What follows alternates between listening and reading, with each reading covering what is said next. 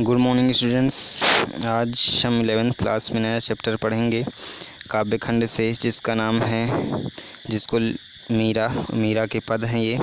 और इसमें मीरा जो हैं कृष्ण भक्त थी, कृष्ण को अपना पति मानती थी और कृष्ण की उपासना करने अपने पूरा जीवन उन्होंने बिता दिया। सबसे पहले हम मीरा के बारे में पढ़ेंगे। मीरा, इससे पहले कि हम पढ़ें, एक श्लोक है, घायल की गत घायल जाने, अर्थात जो व्यक्ति दुखिया रहता है, घायल रहता है, चोट जिसमें रहता है, हीड़ो अंगड़ा सजोए, वही जानता है कि उसको कितनी तकलीफ़ है और उसके हृदय में किस तरीके का अंगार छिपा हुआ है। जौहर की गति जौहर, ठीक उसी प्रकार जैसे जौहर जो होता है, पारखी जो होता है, आभूषणों का जो पारखी होता है, उसका जो भेद है वह पारखी ही जानता है और कोई भी व्यक्ति उसको नहीं समझ सकता। कहने का तात्पर्य कि मीरा बाई जो थी कृष्ण प्रेमी थे और उनकी हाल को वही जान सकता है जो वास्तव में कृष्ण भक्त हो। अब इनका जन्म जो है सन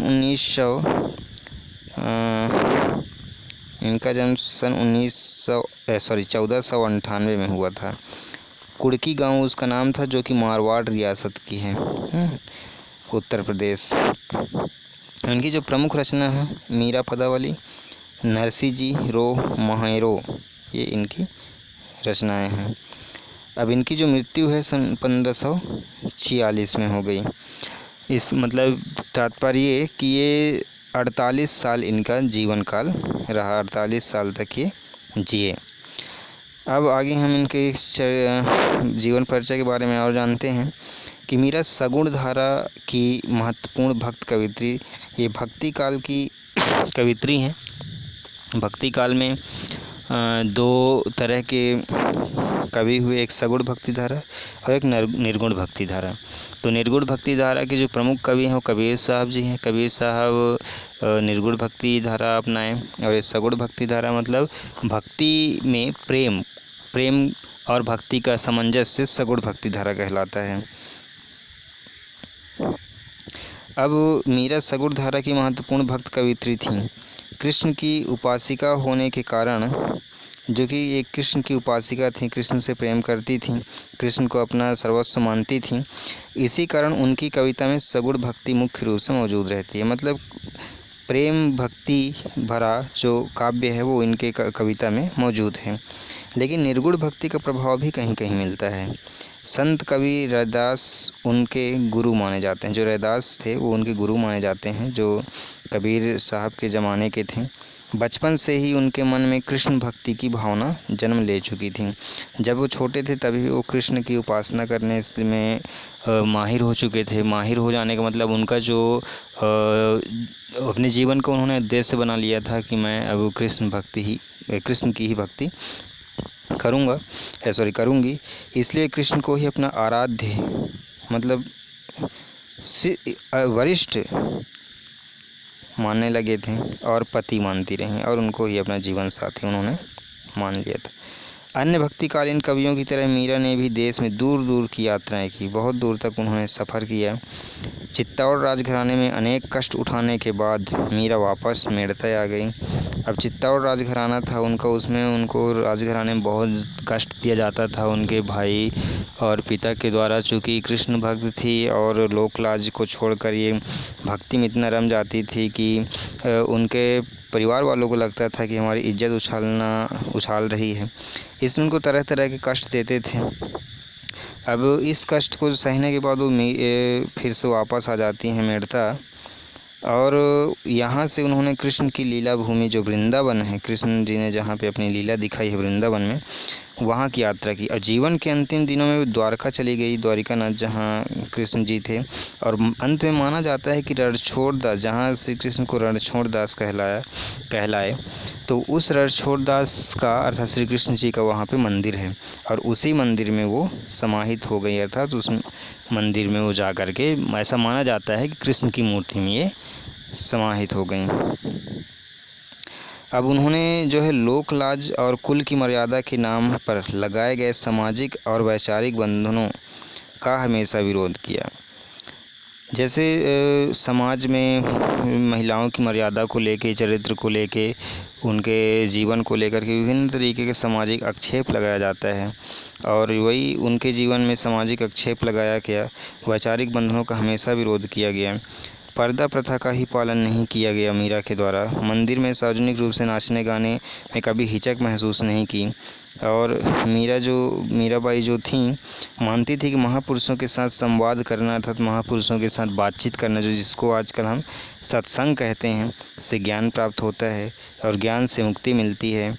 अपनी इन मान्यताओं को लेकर वे दृढ़ निश्चयी थी। मतलब उनको एक कठोर निश्चय था कि मैं महापुरुषों का साथ नहीं छोड़ूंगी, क्योंकि उनका ये मानना था कि महापुरुषों की संगति में उनसे बात करने से सत्संगति प्राप्त होती है और इसी से मुक्ति मिलती है।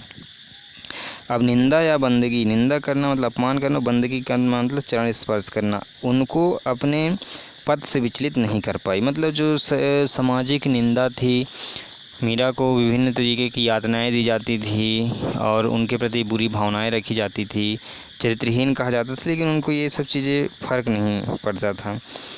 अब इस अर्थ में जिस पर विश्वास किया उस पर अमल भी किया। इन्होंने जिस पर विश्वास किया, भक्ति भावना पर, सगुण भक्ति धारा पे, उस पर उसको अमल भी किए। इस अर्थ में उस युग में जहाँ रूढ़ियों से ग्रस्त समाज का दबदबा था, वहाँ मीरा स्त्री मुक्ति की आवाज़ बनकर उभरी। कहने का तात्पर्य कि उस समय समाज में बहुत ज़्यादा मतलब सामाजिक बंधन थे, लेकिन सामाजिक बंधन को ना मानते हुए मीरा जो है एक मुक्त महिला के रूप में समाज में उभरी। अब मीरा की कविता जो है प्रेम की गंभीर अभिव्यंजना है, अर्थात उनकी कविताएं प्रेम ही दिखाई देता है। प्रेम के अलावा वो कृष्ण भक्ति में अपना प्रेम को ही दिखाने का प्रयत्न की है और वह यह बताने का प्रयत्न की है कि कृष्ण ही मेरे आराध्य हैं और मेरे सब कुछ हैं। वह उनसे प्रेम करती थी और उनमें लीन हो गई थी, प्रेम अत्यधिक करती थी और प्रेम की अत्यधिक पराकाष्ठा है उसको बताने का कोशिश किए हैं। उसमें विरह की वेदना है मीरा में, उनमें भी तड़प है, अर्थात कृष्ण से बिछुड़ने का, कृष्ण से ना मिल पाने का उनको अत्यधिक दुख है और मिलन का उल्लास भी। मीरा की कविता का प्रधान गुण सादगी और सरलता है। मीरा का जो कविता है उनका जो प्रमुख गुण है सादगी है, सरलता है। कला का अभाव ही उनकी सबसे बड़ी कला है। मतलब मीरा जो है कलाकार नहीं थी, लेकिन कलाकार ना होते भी उनके पास जो कला था वह सबसे सर्वोत्तम था।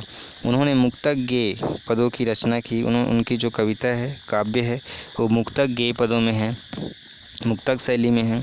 लोक संगीत और शास्त्रीय संगीत दोनों क्षेत्रों में उनके पद आज भी लोकप्रिय हैं।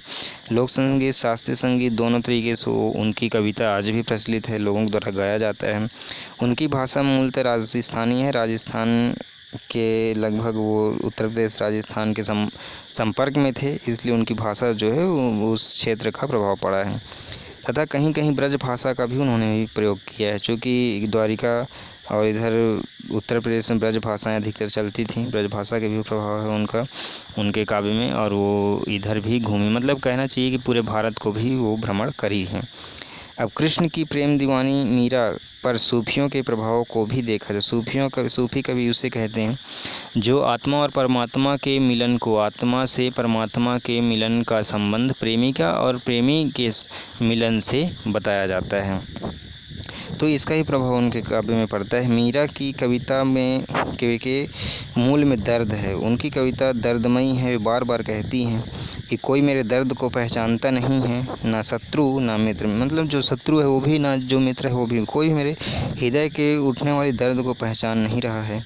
अब यहाँ प्रस्तुत पद जो मीरा ने लिखा है, मीरा ने तो कृष्ण से अपनी अनन्यता व्यक्त की है। मतलब कृष्ण मेरे सब कुछ हैं, कृष्ण सर्वस्व हैं, कृष्ण का रूप बहुत है, बहुत बड़ा है, उनकी कोई एक सीमा नहीं है। इस चीज़ का उन्होंने अपने पद में व्याख्या की है। तथा व्यर्थ के कार्यों में व्यस्त लोगों के प्रति दुख प्रकट, और जो व्यर्थ के कार्यों में व्यस्त रहते हैं, ईश्वर भक्ति नहीं करते, आराधना नहीं करते, व्यर्थ का काम करते हैं, ऐसे लोगों पर उन्होंने दुख भी प्रकट किया है पहले पद में। और दूसरे पद में प्रेम रस में डूबी हुई मीरा सभी रीति रिवाजों और बंधनों से मुक्त होने और गिरधर के स्नेह के कारण अमर होने की बात कह रही हैं। उनका इस द्वितीय पद में ये तात्पर्य है कि मैं रीति रिवाज के बंधन से मुक्त हूँ और गिरधर अर्थात श्री कृष्ण के प्रेम में अमर हो जाना चाहती हूँ। अब दोनों पद नरोत्तम दास स्वामी द्वारा संकलित है। नरोत्तम दास स्वामी जी ने इस पद को संकलित किया है, जिसका नाम है मीरा मुक्तावली। तो इसके बाद हम इनका जो पद फर्स्ट और सेकंड है इसको पढ़ेंगे। तो आज के लिए इतना ही बच्चों। आप इसको आगे पढ़ें, पद को पढ़ें और समझें। हम अगली क्लास में इसको अनुवादित करेंगे। धन्यवाद। आपका दिन शुभ हो।